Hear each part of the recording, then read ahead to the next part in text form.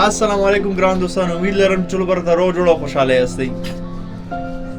دوستانو نن یوټیوب خپل یو اپډیټ راویسته چې هغه کې یوټیوب یو بل نوی اپلیکیشن راویسته. زیات دوستانو به دا لیدلی وي چې زمونږ موبایل ماشومانو سره وي او موږ هغوی ته یوټیوب راوړو او یوټیوب کې موږ هغوی ته کارټونان او د ماشومانو دپاره چې کوم شیان مناسب هغه مو ورته راړول. خو چون ماشوم پکې خپل ځان نه ګوتې وایي نو سندرې هم پکې راتلل او هر قسمه شیان پکې راتلل، هغه شیان هم پکې راتلل چې ماشوم ته د لیدو مناسب نه وي. نو یوټیوب داسې یو برنامه راویستله، د خلکو مشکلات ته یې وکتل او داسې یو برنامه یې راویستله چې ټولو خلکو مشکلات پکې حل شول.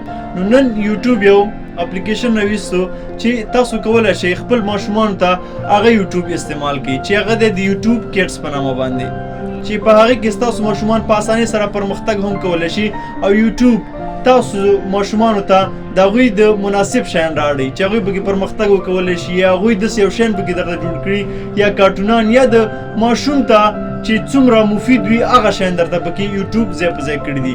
نو راځو دغه برنامه تاسو سره شریکو، دغه برنامه یو ځای سره ګورو. خو د دې ویډیو د شروع کېدو نه مخکې تاسو نه د همیشه په شان یو کوچنۍ غوندې هیله کوو که چېرته زموږ د ویډیو ستاسو خوښېږي په ده باندې درسره لایک کوئ او زموږ د یونس ټیک په نامه چینل کې هم سبسکرایب کړی نه وي نو دا درسره سبسکرایب کړئ، بیا بیل آیکن باندې کلیک وکړئ، هغې نه بیا آل ووهئ.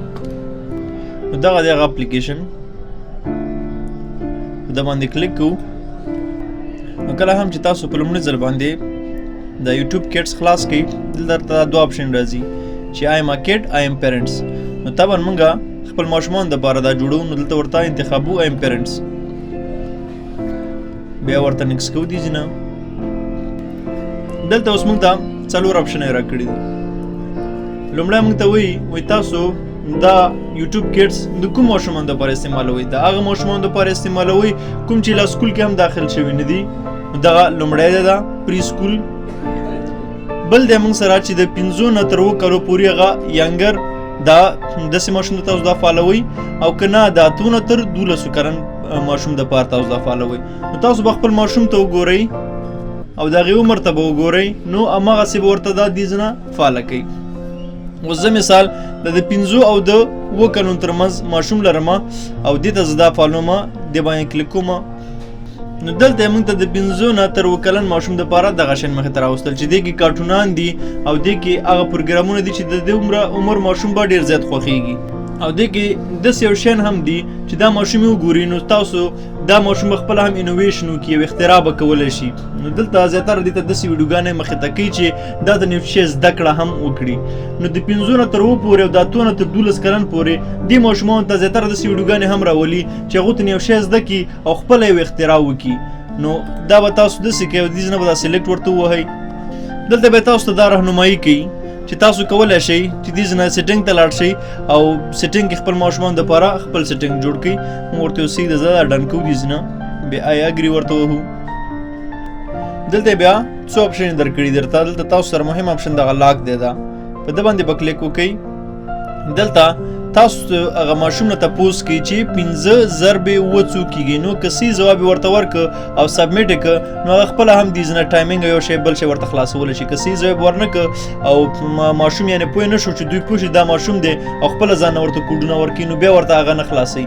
اوس دلته لیکل دی 5 ضرب 9 نو زه ورته لیکم چې 15 څلوېښت دی 4 دی 15 دې نه ور سبمیټ وهم.